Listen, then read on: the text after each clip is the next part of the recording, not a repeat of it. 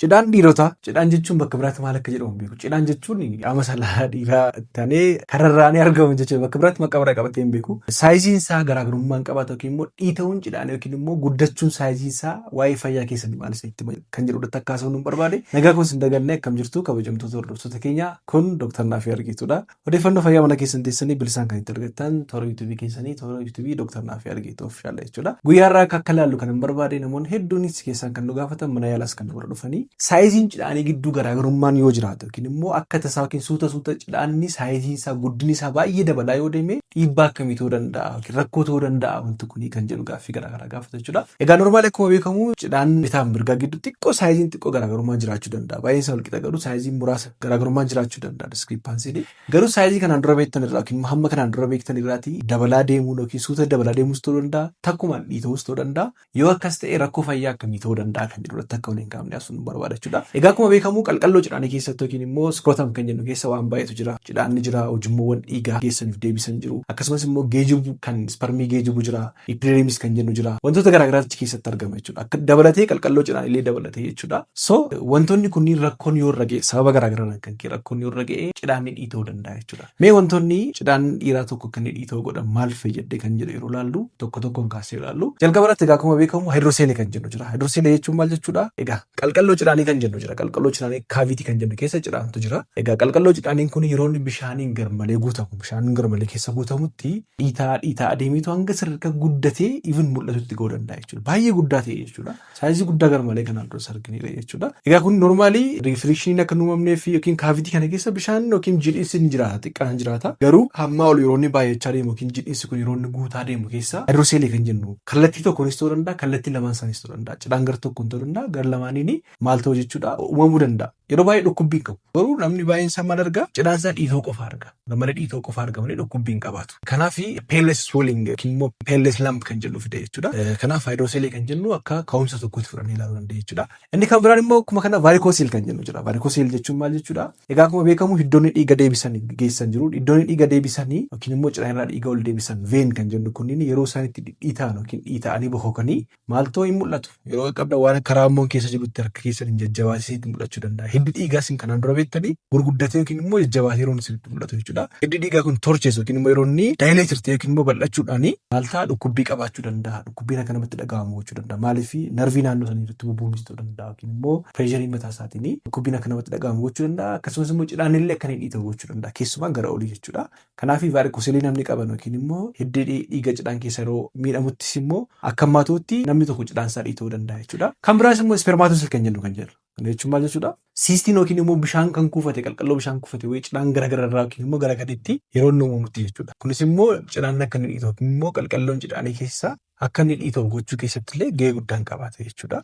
Inni kan biraan egaa fakkeenyaaf balaan garaagaraa kufaatinis ta'uu danda'a, dhahichaanis ta'uu danda'a. Namni tokko yeroo rukutamutti dhiigni dhiigee keessa kuufamuu danda'a. Akkiitulii fakkeenyaaf namni tokko kufee yookiin rukutamee kanaan dura hematoomaa kan jennu yookiin immoo dhiigni keessa yeroo guututti qalqalloon cidhaanii yookiin cidhaanis dhiita'uu danda'a jechuudha. Wantoonni kun wantoota dhiita'uu cidhaanii fidan keessaas tokkodha. Kan biraan inni emergency kan jennu keessaa tokko testicular torsion kan jennudha. Kana jechuun iddoonni dhiigaa fi cidhaanni iddoonni dhiigaa sun ofirra maramu yeroo cidhaanni ofirra maramu jechuudha.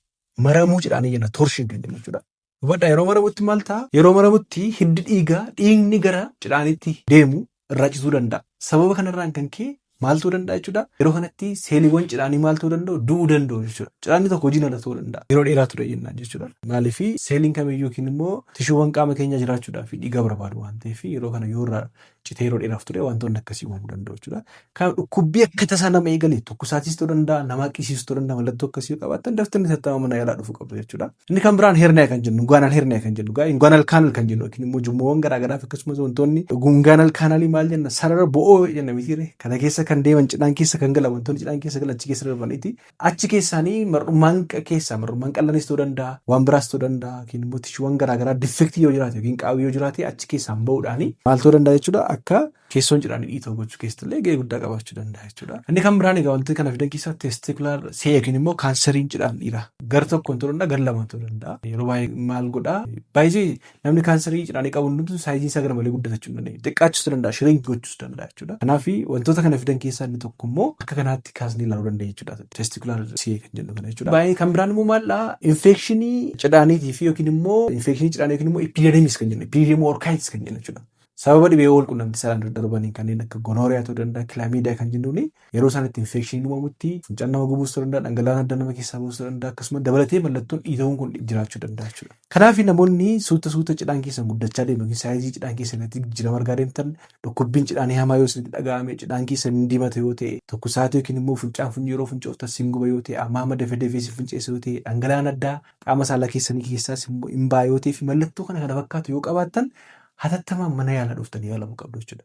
Cidhaan dhiita'uun egaa sababa kamirraa akka dhufe maalirraa akka ka'e kan dhufuu danda'u isinitti himera. Sababoota armaan gadiirraan kan ka'e cidhaan nama tokkoo yookiin immoo cidhaan dhiira tokkoo dhiita'uu danda'a jechuudha. Kanaaf hatattamaan wantoota akkasii yeroo ofirratti argitanii mana yaalaa dhuftanii waliin mari'achuu dandeessu. Qorannoowwan garaagaraa qorannoo dhiigaa ta'uu danda'a, qorannoo funcaanii ta'uu danda'a, qorannoo altiraasaawundii ta'uu danda'a.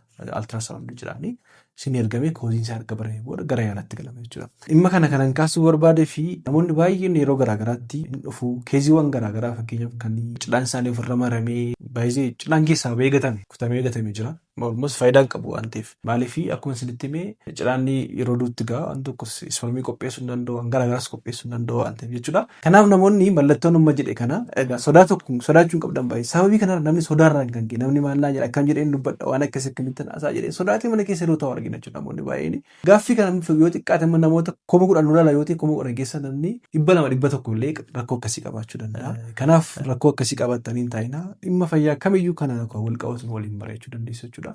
Namoonni baay'een kan sodaarraan kan ka'e turuudhaan even baay'ee namoonni cidhaan tokko qofa qaban jiru beektu miti. Kan cidhaan sadii qabus naqunnameera cidhaan tokko kan sadii qabus jechuudha. Yeroo baay'ee ijoollummaa irratti waa'ee kana irratti kanaan duraa seen ture daa'imman keessan keessattuu gara fuulduraatti ijoollee godhachuuf deemte yoo ta'e akkasumas immoo ijoollee godhataniirtu yoo ta'e ijoollee dhiiraa ishee godha qalqalloo cidhaan isaanii qaqqabaatti ishee godha killee cidhaanii meeqa keesseera tokko moo lama keesseera tariit yeroo baay'ee andiseen testikil kan jennu jira cidhaanni uumamee garaa keessa gara qalqalloo cidhaanitti tun hin bu'in yeroo inni taa'u jiraachuu danda'a yookiin garaa keessa jiraachuu danda'a yookiin immoo kaanadii keessa jiraachuu danda'a waan ta'eef ishee gochuun barbaachisaadha. Geessonnis immoo cidhaanii keessan dhiitaa jiraachuu dhabuusaa yookiin immoo wanta addaa maasii addaa yookiin immoo wanta tumarii yookiin maal jedhama ixii fakkaatu wayii argitan hatattama mana yaalaa dhufuu qabdu sunis wanta adda kanaan dura argitanii hin beekne yoo ofirra argitanii mana yaalaa dhuftanii sunis immoo dhimma kanarratti waliin mari'achuu qabdu jechuudha.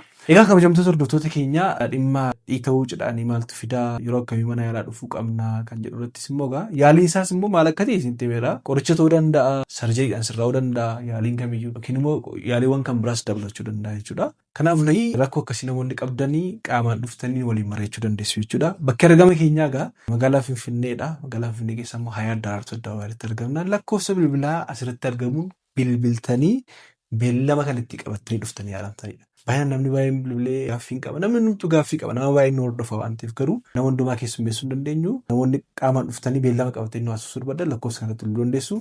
Egaa kabajamtoota hordoftoota keenyaa sagantaan isin qabadhee dhiyaadhe kana fakkaata. Sagantaa kana immoo qopheessuudhaan kan isin waliin ture Dooktara keessan Dooktar Naafii Argeetudha.